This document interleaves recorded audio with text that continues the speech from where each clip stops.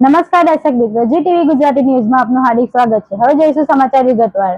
સુરતમાં શેર બજારમાં રોકાણ કરવા નામ પર લોકો પાસેથી 100 કરોડની વધુ રકમ લીધા બાદ ભાગી છૂટતા લોકોએ ઓફિસ પર હોબાળો કર્યો। સુરત પોલીસ કમિશનર કચેરીએ અંગે રજૂઆત કરાઈ, જોકે કંપનીના 2 પાર્ટનર પૈકી એક ભાગી ગયો।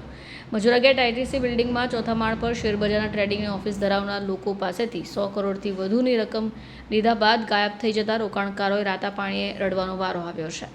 જે પણ નાણાં લીધા એ દર મહિને 3% સુધીનું વ્યાજ આપતો હોય। છેલ્લા કેટલાક વર્ષોથી આ રીતે જ લોકો પાસેથી વ્યાજે નાણાં લઈ શેર બજારમાં રોકીને સારી કમાણી કરતા હોવાનું પણ જાણકારો કરી રહ્યા છે। જોકે એકાદ વર્ષથી ટ્રેડિંગમાં પડ્યો હોય એવા હેઝિંગ કરીને રોકાણકારો પાસેથી નાણાં લીધાનું રોકાણ કરતો।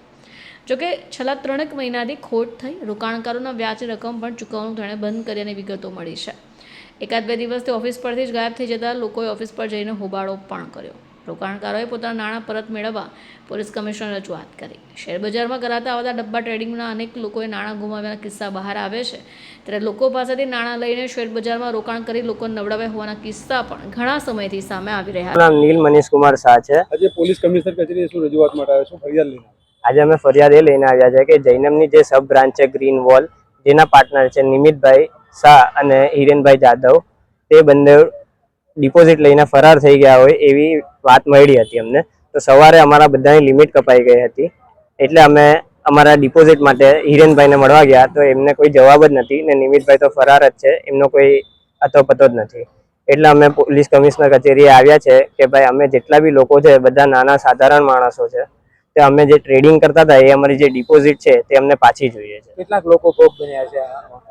આમ ગણતરી આશરે 150 થી 200 લોકોની છે, કારણ કે તે લોકો પાસે 950 કોડ ચાલતા હતા અને આશરે 150 થી 200 કરોડનો આંકડો મૂકવામાં આવે છે। કઈ પ્રકારે તમને ત્યાં વાતચીત કરવામાં આવી હતી નફા નુકસાનની? નફા નુકસાનની વાતચીત એવી હોય છે કે ભાઈ મહિને જે બી અમારું કામકાજ થાય એમાં 70% નફો અમારો હોય અને 30% નફો એ લોકોનો હોય।